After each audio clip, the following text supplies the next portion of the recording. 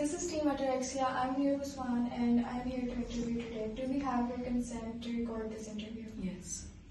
Okay, so we have a series of 10 questions and I'm going to be asking you some questions. First, according to your experience, how would you describe the overall impact of social media on the mental health of young people? Well, while we look at the rise of social media in Pakistan, the way it has been used and misused, and the way it has been impacted the mental health of young people is questionable. And as a practicing clinical psychologist, what I have seen is that it is impacting the mental health of young people in several ways. They are developing certain mental health concerns and certain personality disorders as well, because the life that is being shown on social media is very different from the real life. That's actually the basic problem. And when you look at that ideal life and your real life, the difference is huge. And because of that huge difference, people are developing mental health problems, which is concerning for the society. Okay, so what are, in your opinion, the biggest ways social media has affected young people's physical well-being? Physical and mental both, I would say, because they are interconnected. So it has impacted both of them in several ways. They are developing eating disorders, they are developing personality disorders, they are developing depression, they are developing anxiety. It is at a greater, I've seen it, the prevalence is increasing at a very great level. Okay. How do popular social media platforms affect young people's self-esteem? I think it affects in a huge manner.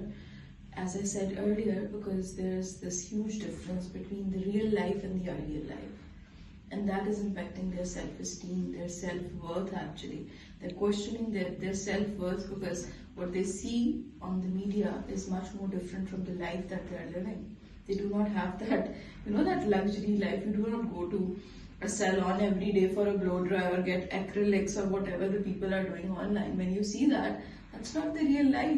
You go to work, you are in a hurry, you have so many other things to do in your life rather than just focusing on your beauty or, going out and having dinners and that particular life. That's not real life. Okay. That's all fake. But what we are buying is, or a lot of people would actually idealize it. That, okay, this is how life should be, although that's not how life is. Okay, in your opinion, what are the greatest dangers posed by social media for young people's mental health? Again, more or less it's the same question that I earlier answered, that it is impacting them in a very bad manner. It's Yes. not good. We need to work, as in recent few months we have seen certain incidents in universities and the way it has been highlighted on social media. That's not right. It's actually giving us that what we call is secondary form of trauma. You see it all the time, person committing suicide, someone harming themselves, someone killing the other person, and you do not even know whether the news is right or not, because when we talk about social media, so there are no bodies here now that are monitoring what is being posted on social media. So that's also a concern.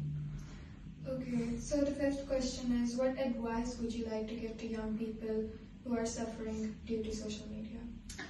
Well, I would say that please work on your mental health. If you see any warning signs, or warning signs are like if you feel that you are not able to adjust to the normal life, your routine, you are missing your classes, you feel low, you feel down, you are developing certain symptoms of depression or maybe anxiety, then please report, talk to someone about it, find a counselor around, and please talk about it rather than just building up on things, because eventually then that is something which is not helpful, which is not good for you. So you need to talk about it, maybe with your family, and if you feel you are not comfortable with your family, talk to your friends. If not friends, then find a good person online. There are certain platforms for online counseling as well, and I think that's something that needs to be done. Yes. And then again, another thing that I would like to add is that we need to teach our children to be more practical rather than living in a world which is not so very practical. That is something which is very important. Alright, my name is Naima and I'll be asking you the rest of the questions. Question number six is that what are the signs that an individual is getting harmed by the excessive use of social media? Signs. Yeah. Probably you will see certain. The first sign, I guess, is the sleep disturbances. They are not showing up on time in the classes, and then they are always busy on their phones. Yeah. That is something which is, as a teacher, because I've been teaching for so many years now, and now what I see is that earlier I wasn't seeing much, but now as teachers are in class and they are talking, students are always on phone. So I think that's actually the one thing that I notice as a teacher is that's very disrespectful towards the teacher as well. So we are not even working on that respect part anymore. So that needs to be done as well. So there has to be some cut off time from social media as well. It should be monitored. 24/7 on phone is not good, even for your mental health, for your physical health, for any. It is not a good activity all the time. You need to add some physical activities in your life. You need to be more, you need to feel more of the outside world rather than sitting in your room always on phone. That is never going to help anyone. That's why we see more cases of self-harm, suicidal attempts, more depression in our youth, because what is happening is they are confined in their rooms. They're not moving out. Mm-hmm. Yes. In your opinion, what aspect of social media has the most significant impact on young people's mental health? Yes, there are significant aspects as well, because they get to learn so many things from social media. If whatever you may need, the information, anything you ask, it is going to tell you. AI has actually, added more life to it. And a lot of, I see students saying that we, get all the summary of our notes from AI and then we write it in our exams. We do not look into the slides actually. So that's, I believe everything has a positive and a negative connotation. But then again, it's how we look at it that matters the most. Mm-hmm. Okay, in your opinion, what approximate age group is most affected by social media? I believe young adults, adolescents and young adults, so people between 14 to 20. Okay. The next question is, what are some healthy habits that can be implemented to stay mentally well while using social media? I think again I would say that you need to develop preferences for something that is beyond your room and beyond your phone. So please develop or join any club, go for badminton, go for cricket, go for football.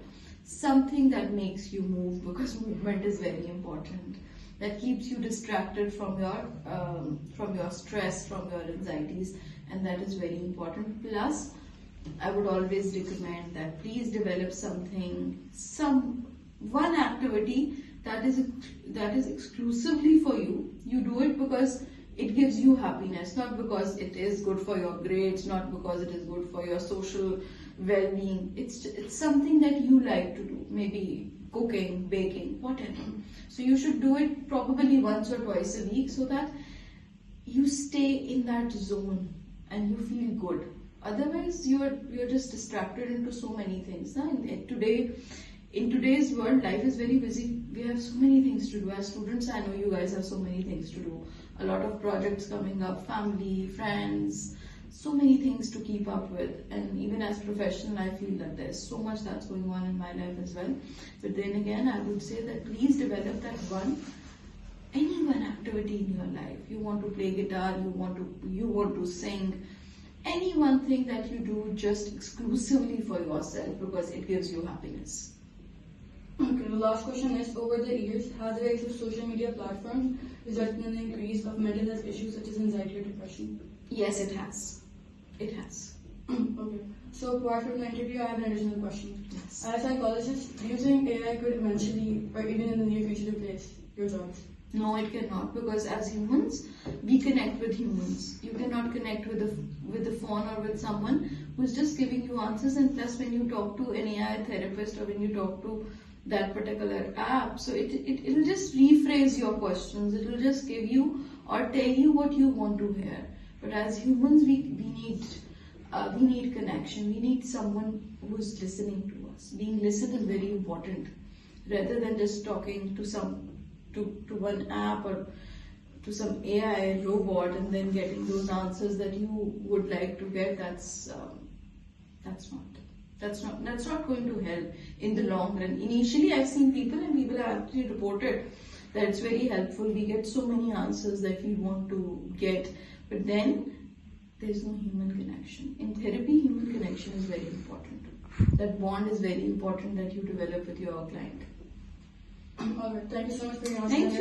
Thank you for coming. It was nice meeting you guys. Thank you. Really appreciate it. Thank you. Allah Hafiz.